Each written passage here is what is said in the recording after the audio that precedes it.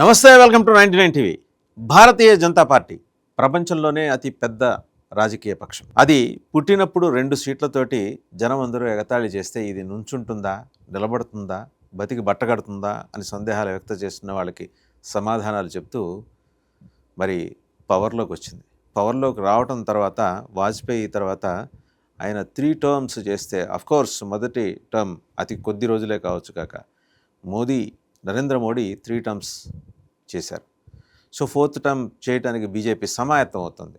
ఈ ఏడాది ఎలాంటి కార్యక్రమాలు చేపట్టింది అనేది కనుక చూస్తే, మహిళా సమృద్ధి యోజన, మాతృత్వ సురక్ష యోజన, చౌక ఎల్పిజి పథకం, ఇవన్నీ వాళ్ళు చెప్పారు, వాళ్ళ మేనిఫెస్టోలో ఇచ్చారు. ఇచ్చినవి ఎలా ఇంప్లిమెంట్ చేసుకుంటూ వెళ్ళారు అనేది కనుక చూస్తే, మహిళా సమృద్ధి యోజన కింద దేశంలో మరి ఐడెంటిఫైడ్ సెక్షన్స్కి చెందిన ప్రతి మహిళకు 2,500 రూపాయలు చొప్పున నెలకి ఆర్థిక సహాయం అందిస్తూ వచ్చారు. అట్లాగే మాతృత్వ సురక్ష యోజన, గర్భిణులకు 21,000 రూపాయల నగదు సహాయం, 6 పోషకాహార కిట్లు. ఇది ఏంటంటే ఒక ముందు చూపుతో తీసుకొని ఒక నిర్ణయం. ప్రెగ్నెంట్ ఉమెన్ వారికి కావాల్సింది పౌష్టికాహారం, వారికి దానికి సంబంధించిన కిట్లు ఇవ్వటం, అండ్ దాంతోపాటు 21,000 రూపాయల నగదు సహాయం వారికి అవసరమయ్యే వైద్య ఖర్చుల నిమిత్తం ఇవ్వటం, ఒక సపోర్టింగ్ మెకానిజం. ఆరోగ్యవంతమైన శిశువు ఈ దేశంలో పుట్టాలి, ఈ దేశంకి సంబంధించిన ఆలోచనలతో పుట్టాలి అంటే సైకలాజికల్గా మదర్స్ వాళ్ళు ప్లెజెంట్గా ఉంటే బిడ్డలు కూడా మంచి ఆరోగ్యకరమైన బిడ్డలు జన్మిస్తారు. అంటే వాళ్ళ ఆలోచన దృక్పథం కూడా పాజిటివ్ వైబ్స్తో నిండి ఉంటుంది. ఇది శాస్త్రవేత్తలు, సైకాలజిస్టులు చెప్పే మాట. వాళ్ళు ఆల్రెడీ ఎన్నో ఈ పరిశోధనల తర్వాత వచ్చిన మేనిఫెస్టేషన్. సో అటువంటి ఆ పథకంలో భాగంగా ఏంటంటే ఈ ఇవ్వటం, ఇక్కడ గమనించాల్సింది, సహాయం చేయడం అనేది ఏదో పేదలు కాబట్టి, గర్భిణులు కాబట్టి సహాయం చేయటం కాదు. ఈ దేశానికి నెక్స్ట్ జనరేషన్ పిల్లలు ఎలా రావాలి, మంచి ఆలోచనతోటి, మంచి చురుకైన పాజిటివ్ దృక్పథంతో ఈ దేశంలో పిల్లలు జన్మ తీసుకోవాలి, జననాలు జరగాలి అనే ఆలోచనతో ఇది బీజేపీ చేసింది. చౌక ఎల్పిజి పథకం, పేద కుటుంబాలకు 500 రూపాయలకే ఎల్పిజి సిలిండర్. మరి బిలో పావర్టీ లైన్లో ఉన్న వాళ్ళకి, కొన్ని కోట్ల మందికి ఈ పథకం కింద సహాయం చేయాలనేది బీజేపీ సంకల్పం. వాళ్ళ మేనిఫెస్టోలో పెట్టారు, అది ఇంప్లిమెంట్ చేసుకుంటూ వస్తున్నారు. ఉత్సవాల సమయంలో అంటే హోలీ, దీపావళి లాంటి సందర్భాల్లో ఒక్కొక్క మహిళకు ఒక్కొక్క సిలిండర్ ఉచితంగా అందజేయాలి అని చెప్పేసి. న్యాచురల్ పండుగలు పబ్బాలు వచ్చినప్పుడు మరి ఖర్చు ఉంటుంది, వేడుకున్నప్పుడు ఖర్చు ఉంటుంది, ఆ ఖర్చుకు తగ్గట్టు కన్జంప్షన్ ఉంటుంది, ఆ కన్జంప్షన్ తగ్గట్టు వారు ఇబ్బంది పడకుండా వాళ్ళకి అదనంగా ఇంకొక సిలిండర్ కేటాయించడం. అంత్యోదయ దిశగా చర్యలు, గ్రామీణాభివృద్ధి, మౌలిక సదుపాయాల విస్తరణ, ఉద్యోగావకాశాల పెంపు, చిట్ట చివరి గ్రామం వరకు డెవలప్మెంట్ నడవాలి. అర్బన్ నుంచి మొదలెడితే ఎక్స్ట్రీమ్ రూరల్, ఎక్స్ట్రీమ్ ఇంటీరియర్ వరకు అంత్యోదయ. దాని కింద మౌలిక సదుపాయాల విస్తరణ, ఆ విస్తరించే పనుల్లో భాగంగా ఉపాధి దొరుకుతుంది. అలాగే గ్రామీణాభివృద్ధి, రూరల్ డెవలప్మెంట్ వేరే చెప్పక్కర్లేదు. మనం ఒక్కసారి ఆలోచిస్తే ప్రధానమంత్రి వాజ్పేయి వారున్న సమయంలో గోల్డెన్ క్వాడ్రిలాటరల్ యాంగిల్, జాతీయ రహదారుల విస్తరణ, ఆయన కపోల కల్పితం, ఆయన మనసులో పుట్టిన సంకల్పం ఈరోజు దేశాన్ని కనెక్ట్ చేసింది. దాన్ని క్యారీ అవుట్ చేసుకుంటూ వెళ్తున్న వాళ్ళలో నితిన్ గడ్కరీ గారి మనం చెప్పుకోవాలి. ఆయనకున్న విజన్ కానీ, ఎగ్జిక్యూటింగ్ మెకానిజం కానీ, ప్లానింగ్ కానీ, ఈ మూడింటిని అనుసంధానం చేసుకోగల నేర్పరితనం కానీ, దక్షత కానీ, ఇవన్నీ ఈ మోడీ మంత్ర చెప్పాల్సిన అవసరం లేదు. సబ్కా సాత్ సబ్కా వికాస్, వేగవంతమైన కనెక్టివిటీ, విద్యా నాణ్యత, జీవన ప్రమాణాల పెరుగుదల. సో కుటుంబం, ఆరోగ్యవంతమైన బిడ్డలు ఈ నేల మీద పుట్టాలి. వారి చదువు సంధ్యలు, వారి ఆరోగ్యం, అలాగే వారి ఎదుగుదల, వారి సంబంధించిన విద్యా ప్రమాణాల్లో చాలా కీలకమైన దిశగా వాళ్ళని అడుగులు వేయడానికి కావాల్సిన సౌకర్యాల కల్పన, ఇవన్నీ కూడా భారతదేశాన్ని గ్లోబల్ పవర్గా నిలబెట్టే దిశగా మహిళలు, యువత, పేదల సాధికారత మా ప్రధాన లక్ష్యం అని బీజేపీ చెప్తూ వచ్చింది. ప్రతి కుటుంబం ఆర్థికంగా బలపడాలి, దేశం స్వావలంబన సాధించాలి అంటే, సెల్ఫ్ రిలయంట్గా మారాలి అంటే ప్రతి కుటుంబం ముందర తన కాళ్ళ మీద తాను నిలబడాలి. ప్రతి మహిళ, ఆ కుటుంబాన్ని లీడ్ చేసేది మహిళే కాబట్టి ప్రతి మహిళ స్వావలంబన సాధించాలి. పథకాలు రూపుదిద్దుకున్నాయి. వాటిని ఇంప్లిమెంట్ చేయాలనేది ఎన్డీఏ ప్రభుత్వం సంకల్పం తీసుకొని మరి ఈ కార్యక్రమాలన్నీ సంవత్సరం పొడుగుతా చేసుకుంటూ వచ్చింది. ఇది welfare, health, education and self reliant దిశగా దేశాన్ని నడిపించడం. అంటే ఇప్పటిదాకా మనం చెప్పుకుంటూ వచ్చాం, అభివృద్ధి చెందుతున్న దేశం, ఎన్నాళ్ళు అభివృద్ధి చెందుతూ ఉన్న దేశం, అభివృద్ధి చెందిన దేశాల జాబితాలో మనం వెళ్ళాలి.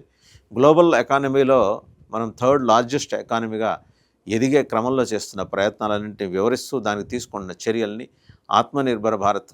ఇవాళ మనం ఈ అంశాలన్నిటితో పాటు మాట్లాడుకోవాల్సింది డిఫెన్స్, రక్షణ రంగం, ఆపరేషన్ సింధూర్, దానికి దారి తీసిన పరిస్థితుల్లో పహల్గాం తర్వాత జరిగిన ఆపరేషన్ సింధూర్లో వాట్ వీఆర్ అని నిరూపించడానికి బీజేపీ తన పార్టీ మేనిఫెస్టోలో రాసుకున్న దానిలో భాగంగా బడ్జెట్లో రక్షణ రంగానికి విశేష ప్రాధాన్యం ఇవ్వటం, రక్షణ రంగంలో రీసెర్చ్ అండ్ డెవలప్మెంట్ R&D, ఇది ప్రధానమంత్రి మోడీ సంకల్పానికి అనుగుణంగా తీసుకున్న నిర్ణయం.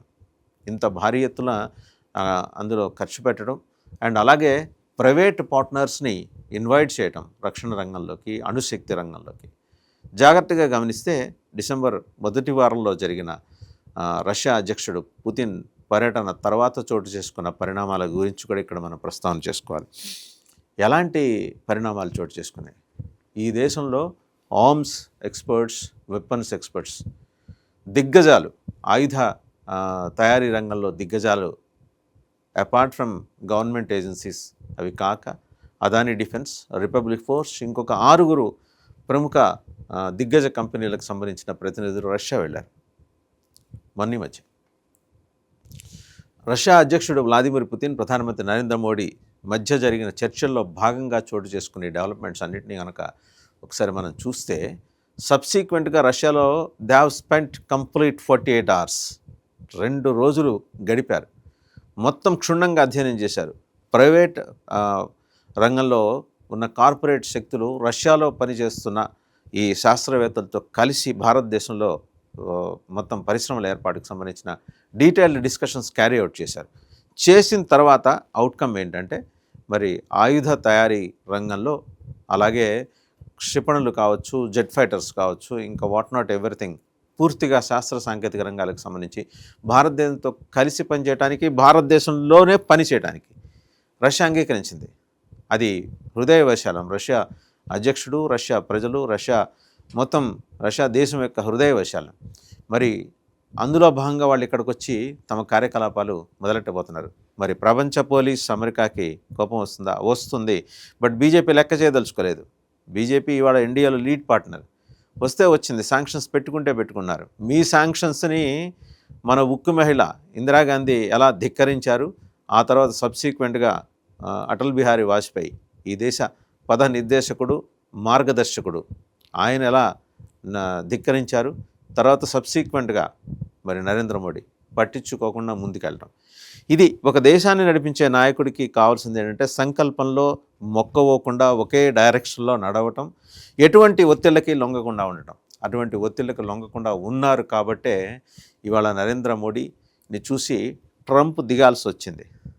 ట్రంప్కున్న వ్యాపార వాణిజ్య సంబంధాల దృష్ట్యా ఇతర దేశాలతోటి చర్చలు జరిపేప్పుడు తన టేబుల్ మేట్స్ని, అలాగే తనతో పాటు వ్యాపారం చేసే వాళ్ళని పంపిస్తున్నాడు. వాళ్ళ అఫీషియల్గా వాళ్ళ విదేశాంగ మంత్రులు వాళ్ళని పంపకుండా తనతో పాటు వ్యాపారం చేసేవాళ్ళు, ఒకప్పుడు భాగస్వాములు, ఇక ముందు భాగస్వాములు కాబోతున్న వాళ్ళు, అలాగే తన కూతురు కొడుకుల కోసం, అల్లుళ్ళ కోసం, వాళ్ళకి సహకరించే వాళ్ళ కోసం మొత్తం తన ప్లాన్ని. ఈరోజు అమెరికా ప్రజలు కూడా చాలా నిశ్చితంగా గమనిస్తున్న విషయాన్ని భారత్ చాలా సటిల్గా, అందులో బీజేపీ చాలా సటిల్గా ప్రజెంట్ చేస్తుంది. ఎందుకంటే అమెరికా ప్రయోజనాలు వేరు, ట్రంప్ ప్రయోజనాలు వేరు. ఇప్పటివరకు వచ్చిన అధ్యక్షులు అమెరికా ప్రయోజనాల గురించి మాట్లాడుతూ మధ్యలో 1-2 సందర్భాల్లో ఎక్సీడ్ అయి ఉండొచ్చు కానీ ట్రంప్ అచ్చంగా తన ప్రయోజనాలు, తన కుటుంబ వ్యాపార ప్రయోజనాలు, తనకి పాకిస్తాన్లో ఉన్న క్రిప్టో కరెన్సీ వ్యాపార సంబంధాలు, వీటి గురించి మాత్రమే మాట్లాడుకుంటూ మరి పాకిస్తాన్ని మన మీద ఎగదోసే ప్రయత్నం చేస్తున్నాడు. అయినా కూడా ఈ దేశాన్ని ఏలుతున్న ఎన్డీఏలోని లీడ్ పార్ట్నర్ బీజేపీ ఎక్కడా తగ్గట్లేదు, ఎక్కడా వంగట్లేదు, ఎక్కడా కూడా ట్రంప్ మాటని అంగీకరించట్లేదు. ఆయన డిన్నర్కి పిలిచినా, లంచ్కి పిలిచినా కనీసం రెస్పాండ్ కాలేదు. ఎందుకంటే వెళ్తే ఆయన డిన్నర్ లేదా లంచ్ పంచుకోవాల్సింది ఎవరితో అంటే సయ్యద్ అసీం మునీర్ అనే ఒక ఫెయిల్డ్ మార్షల్ తోటి. ఈ దేశ ప్రధాని హోదాకి అది చిన్నతనం. అందుకనే నో అనకుండా అవాయిడ్ చేయడం ద్వారా మోడీ తన దౌత్య నీతిని ప్రదర్శించారు. అలాగే మనకు డాక్టర్ జయశంకర్ అండ్ రాజ్నాథ్ సింగ్, మనం కనుక చూస్తే మోదీ మంత్రివర్గంలో నిర్మలా సీతారామన్, ఒక్కో రంగంలో ఒక్కొక్కళ్ళు నిష్ణాతులు, అండ్ అశ్విన్ వైష్ణవ్, ఇలా వీళ్ళందరూ టీం తోటి ఆయన కలిసి దేశాన్ని ముందుకు నడిపించడానికి, దేశం యొక్క ప్రగతి రేటుని పెంచడానికి కృషి చేస్తూ వస్తున్నారు. రేపొద్దున ఆసియా ఖండంలో భారతదేశం ఒక సూపర్ పవర్గా నిలబడటానికి కావాల్సిన ఒక ప్లాట్ఫామ్ని క్రియేట్ చేసింది అంటే అది మరి బీజేపీ కూటమి అధికారంలో ఉన్నప్పటి నుంచి చేస్తూ వస్తున్న ప్రయత్నాలు. వాజ్పేయి గారి 3 టర్మ్స్ కావచ్చు, ఈరోజు నరేంద్ర మోడీ గారి 3 టర్మ్స్ కావచ్చు.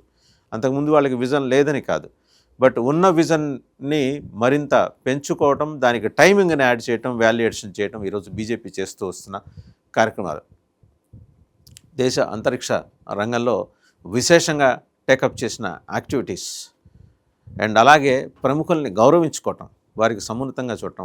బీజేపీ మీద ఉన్న ఒక మతముద్ర ప్రభుత్వంలోకి వచ్చేప్పటికీ ఆ మతముద్రని చెరిపేసుకోవటం. అంటే న్యాచురల్లీ అవతల వైరిపక్షాలు చేస్తాయి, కాంగ్రెస్ కమ్యూనిస్ట్ పార్టీలు చేస్తాయి. అలాగే వాళ్ళు చేస్తున్న ప్రచారం వెనక ఉన్న జార్జ్ సొరేస్ని కంప్లీట్గా ఎక్స్పోజ్ చేయడం, జార్జ్ సొరేస్ యాక్టివిటీస్ని. భారతదేశంలో మోడీ ప్రభుత్వాన్ని కూలదోయడానికి $100 బిలియన్ ఖర్చు పెడతారన్న జార్జ్ సొరేస్ ప్రయత్నాల్ని మొదలంట నరుక్కుంటూ వస్తున్న బీజేపీ తన ఎజెండాని ఎలా చాలా బలంగా ఎన్డీఏ ప్రభుత్వం ద్వారా ప్రజల దగ్గరికి తీసుకెళ్తోంది, ప్రజల సమ్మతిని పొందుతోంది అనేది. ఇన్ని అంశాలు రక్షణ రంగంలో ఇవాళ మనం తీసుకుంటున్న చర్యలను కనుక గమనిస్తే, భారత భూభాగానికి యువతల నుంచనే మనం చేస్తున్న ఆపరేషన్స్ తోటి పాకిస్తాన్ని సగం డిస్మాంటిల్ చేశాం, ధ్వంసం చేశాం. అలాగే కరైనా హిల్స్ కనుక చూస్తే అమెరికా యొక్క అణ్వస్త్ర శక్తి అంతా ఆ కొండల్లో దాగి ఉంది. ఆ కొండల మొదలని కొట్టి అక్కడికి పాకిస్తాన్కి ప్రవేశం లేకుండా చేయడం ద్వారా పాకిస్తాన్ని నిర్వీర్యం చేశాం. 9 ఎయిర్ బేస్లని ధ్వంసం చేశాం, ఎయిర్ స్ట్రిప్లను ధ్వంసం చేశాం.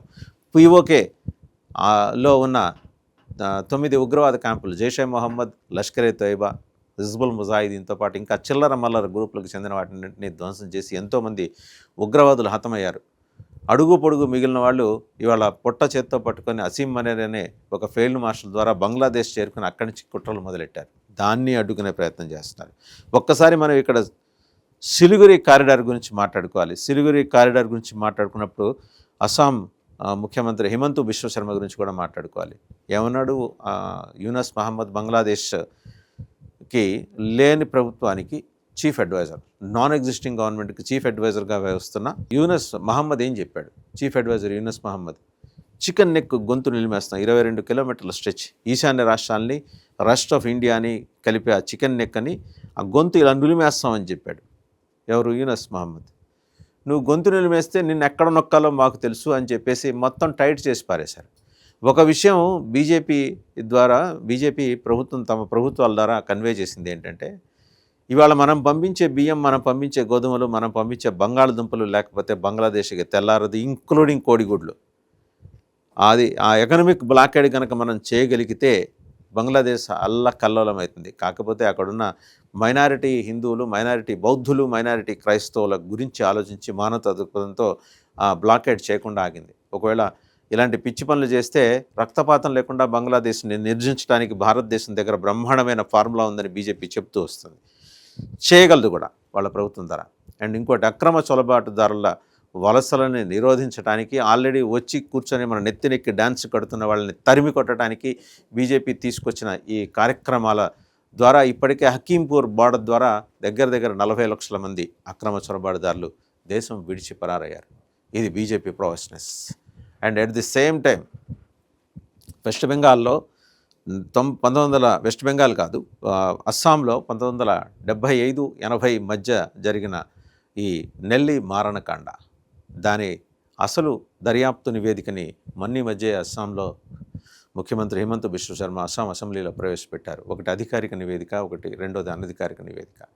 హిందువుల మీద చొరబాటుదారులు చేస్తూ వస్తున్న అత్యాచారాల కారణంగా మరి చొరబాటుదారులను చుట్టుముట్టి నెల్లి ప్రాంతంలో అక్కడ ఉన్న ట్రైబల్స్ చేసిన తిరుగుబాటు, ఆ తిరుగుబాటులో 3000 మంది హతమవటం, ఇదంతా కూడా వాస్తవంగా చొరబాటుదారుల కారణంగానే అస్సాంలో నిరుద్యోగ సమస్య, ఉపాధి కరువు అవటం, అలాగే ప్రాంతీయ అస్థిరత, మతోన్మాదం ఒకటి అక్కడ ప్రజ్వరలటం, ఇవన్నీ గమనించి ఆ రోజు ఆల్ అస్సాం స్టూడెంట్స్ యూనియన్ ఇలాంటి సంస్థలు, ఉల్ఫా ఇలాంటి సంస్థలు ఉద్యమాలు చేశాయి. ఆ సంస్థల నుంచి పుట్టిన నాయకులే విద్యార్థి నాయకుడే ఏజీపీ అస్సాం గణ పరిషత్ నాయకుడు ప్రఫుల్ల కుమార్ మహంతా అప్పట్లో ముఖ్యమంత్రిగా అధికారం కూడా చేపట్టారు. ఏజీపీ ప్రభుత్వం ఏర్పాటు చేసింది. ఆఫ్కోర్స్ సబ్సిక్వెంట్గా వాళ్ళు ఒక ఫెయిల్యూర్ మోడల్గా కనిపించినప్పటికీ ఏంటంటే విద్యార్థి నాయకుల్లో రగిలిన భావోద్వేగాలని జల్లెడపట్టి వడకట్టి ఆ సారాంశం ఏంటనేది ఈరోజు హిమంత బిశ్వ శర్మ జనం ముందు పెట్టారు. జనాన్ని తేల్చుకోమన్నారు. బీజేపీ ఒక లైన్ ఎలా ఉంటుందంటే కొంచెం ఆలస్యం అవుతుంది, వాస్తవాలు జనాలకి తెలియాలి. ఆ రోజు నెల్లి మారణకాండకి బాధ్యుల్నిగా మరి వీళ్ళని చూపించే ప్రయత్నం చేసినప్పుడు, విద్యార్థి సంఘాల నాయకులను చూపించే ప్రయత్నప్పుడు అసలు జరిగింది ఇది వాస్తవం అని చెప్పి మరి హిమంత బిశ్వ శర్మ 30 ఏళ్ల నాటి నివేదికని ఈరోజు 40 ఏళ్ల నాటి నివేదికని ఇవాళ బయట పెట్టారు. ఇది గమనించాలి. ఈ నివేదిక బయట పెట్టిన తర్వాత వాస్తవాలు తెలిసినాయి. అలాగే ప్రజెంట్ జనరేషన్ యూత్కి చరిత్ర తెలిసింది.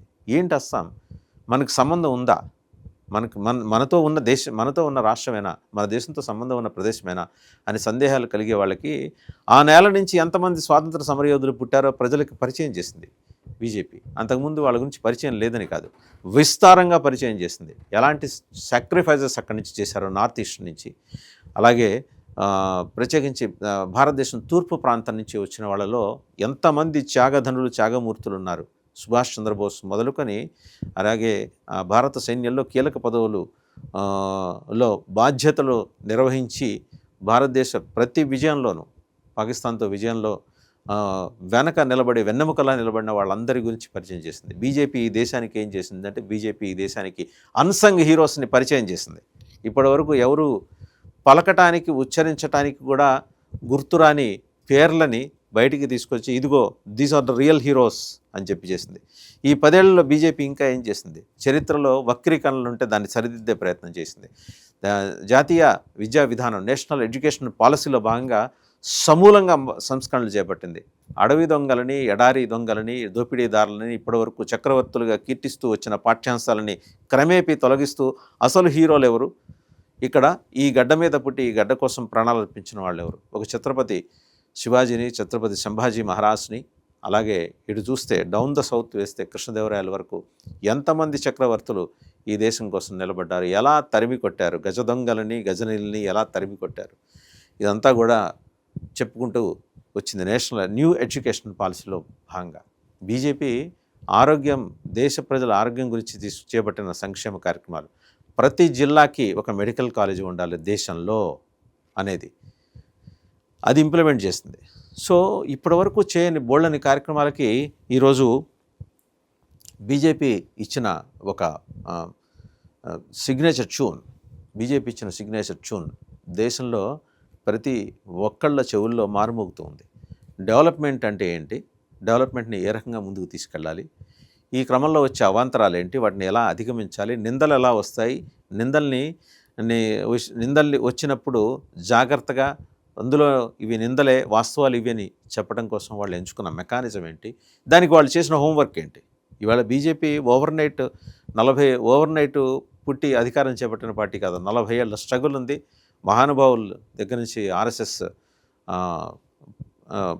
ఆర్ఎస్ఎస్ వ్యవస్థాపకుల దగ్గర నుంచి ఆర్ఎస్ఎస్ అనుబంధ సంఘాల్లో ఎదిగి నాయకులుగా రూపాంతరం చెంది ప్రధానమంత్రులుగా పదవులు చేపట్టిన నరేంద్ర మోడీ, అటల్ బిహారీ వాజ్పేయి, నరేంద్ర మోడీ వాళ్ళ దశ దిశ, అలాగే ఖచ్చితంగా ఒక కార్యక్రమం అనుకుంటే దాన్ని ముందు తీసుకెళ్ళడానికి కావాల్సిన ముందస్తుగా రాసుకోవాల్సిన ప్రణాళిక, శాఖా నిర్వహణ, ఇవన్నీ కూడా బీజేపీ నుంచి ఏ పార్టీ అయినా నేర్చుకోవాల్సినవి.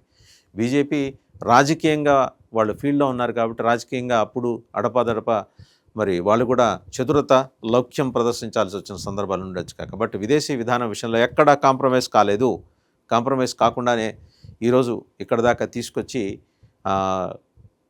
ప్రత్యేకించి దేశ వ్యతిరేక శక్తుల్ని న్యూట్రలైజ్ చేయడానికి బీజేపీ దగ్గర ఉన్న ప్రణాళికలు, దానికోసం వాళ్ళు ఎంచుకున్న మార్గాలు, వాళ్ళు నిర్దేశించుకున్న వ్యక్తులు, వాళ్ళు అందిస్తున్న సేవలు, ఇవన్నీ ఈ ఏడాది మొదటి నుంచి ఇప్పటివరకు జరిగిన కార్యక్రమాలు, బీజేపీ చేపట్టిన కార్యక్రమాలు, లేకపోతే ప్రభుత్వాల్లో, రాష్ట్ర ప్రభుత్వాల్లో, సంకీర్ణ ప్రభుత్వాల్లో బీజేపీ ఉన్న చోట బీజేపీ ముందుకెళ్ళిన విధానం అండ్ లీడ్ పార్ట్నర్గా ఎన్డీఏని నడిపిస్తూ దేశంలో బీజేపీ చేపట్టిన కార్యక్రమాలు, ఇవన్నీ ఒకసారి మననం చేసుకోవాలి.